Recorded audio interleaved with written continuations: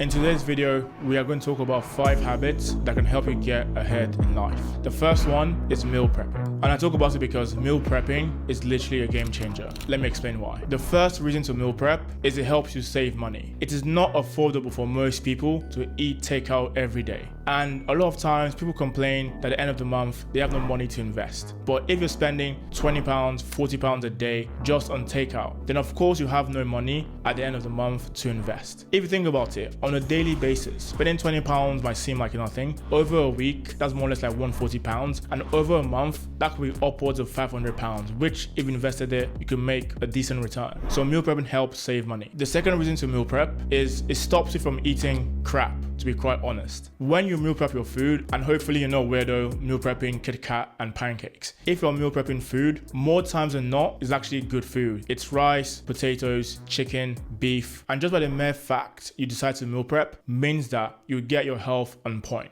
People usually have different fitness goals. Is losing weight, maintaining their weight, or gaining muscle. If you meal prep, you're able to achieve any of those goals quite easily. If you want to lose weight, it's best to meal prep your food so that way you're not tempted to eat pizza and pancakes. If you want to maintain your weight, it's best to meal prep your food so that way you know exactly what's going into your body and you can keep your weight the same. If you want to gain some muscle, you want to eat enough protein. Yes, you can calorie count your food, but more times than not, those calories are not accurate and you have no idea what's going inside the chicken, the beef, how to prepare it. If you can, meal prepping your food is always the best option. The last reason to meal prep is it helps you save time and frees up a lot of headspace. If every day you have to decide what to eat, that could be mental capacity that could be put towards your work, your business, and it might not sound that deep, spending some minutes trying to think about what to eat, but trust me, over the course of the week, it adds up. The time spent thinking about what should I eat today, Nando's, Pizza Hut, Five Guys,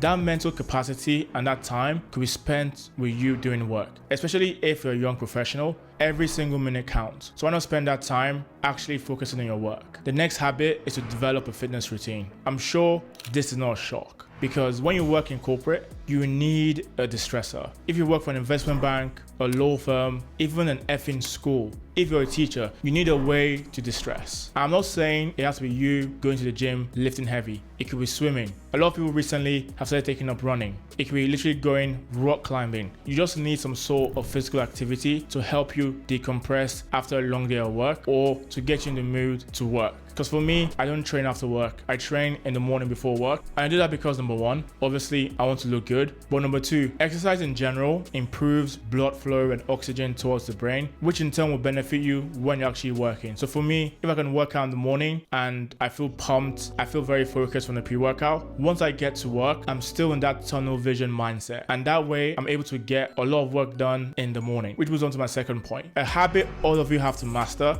is try and get the most important task done when you have the most energy, which for most people is in the morning. In the morning between 9 and effing 1. Do the tasks that require the most brain capacity. There's no point leaving those tasks, if you can, till 4, 5, 6 p.m. Your brain is effing tired. Yes, you might drink some coffee. Yes, you might take some nootropics. But at the end of the day, we all know that once we get past 1 p.m., we've had lunch, and if you have takeout, you have pizza, you're probably even more tired. Your brain doesn't just function the same. So in the morning, what I do is I block out at least 2 hours. So that way, the task I know that'll be seen by my manager, that actually give me some clout, more or less. I'm going to do that in the morning to avoid me making a lot of mistakes and making sure that work is 100% accurate. If you're enjoying the video so far, and if you gained some knowledge from what I've talked about, please like the video and drop a comment. The next habit I think that's quite important is ask questions and try and challenge the status quo. Do not take stuff at face value. If Emeka tells you the best way to buy a car is via cash, do not take my word at face value because most people have a bias. Most people have something they're selling. So any information you get, always think, what is this person's bias? For what angle are they approaching life from? It's very important to make sure you think very critically. Even at work, when your manager says the best way to do this task is this way, ask him, why is that the best way? challenge what he's telling you. And believe me, he'll not get upset about it. In fact, it will put you in a good light because every company wants someone that will challenge the status quo. No one wants a yes man. Yes men might boost your ego, but they don't help you improve. The only way to improve is to ask questions, take on feedback, and then try again. And trust me, if you start doing all the habits I've talked about, you're going to be a more confident person. Let me explain why. Confidence comes from accomplishments. There's no way in hell Bill Gates is not a confident person. He's accomplished so much. But for you to be real confident, you need to accomplish something. You need to feel like you're doing something. Which is why meal prepping and developing a fitness routine can boost your confidence. Because if you're on point with your meal prep